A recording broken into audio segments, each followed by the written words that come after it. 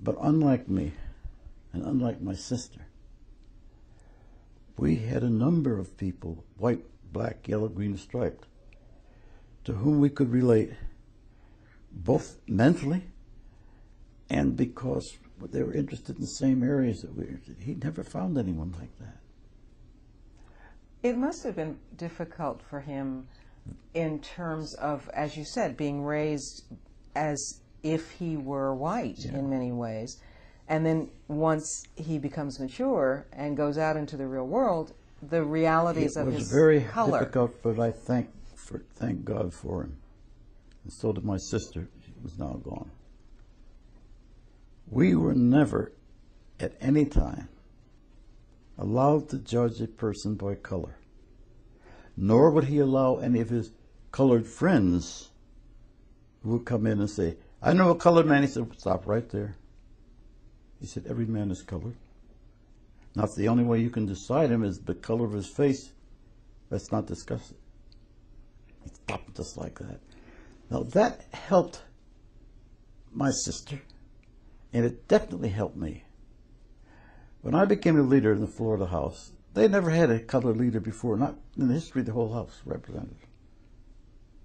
I know some of the colored members expected special treatment. They didn't get it. It wasn't because I said, I'll not give them special treatment. It was the way we were raised.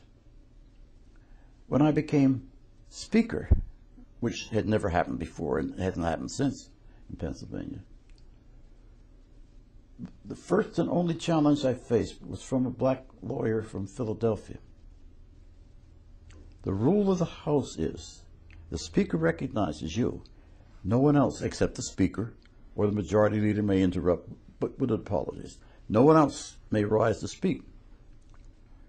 I recognize this Republican member, white. There aren't any black Republicans there. We only have one black Republican in all the years I was there, and he didn't last only 2 years. A black lawyer from Philadelphia rose and interrupted this man.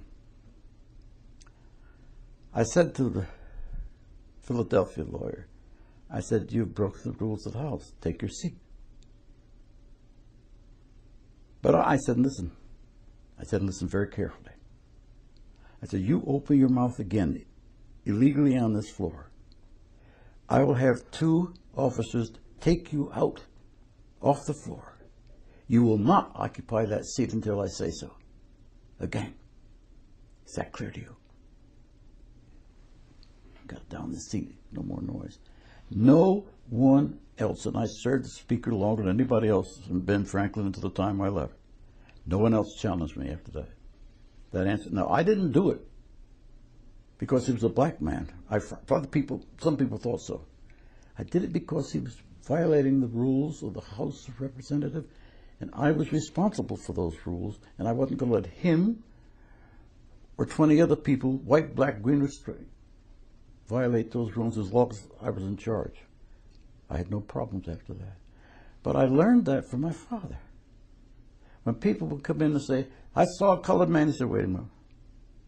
All men are colored one way or another. And if you can't describe him any other way except the color of his face, then don't you say anything about it. He gave that to my sister and me. My mother was different. I was about to ask what your mother was like. No. She knew better than to start a conversation with him about color. But when he wasn't there, she'd call across the alley to her sister, who was definitely as colored as my mother. And they talked about it, but never in front of Frank Irvis. Never did. And what were your mother's feelings about race? The usual. That you couldn't trust white people. That they weren't fair to colored people. That colored people didn't get the same opportunities as white people.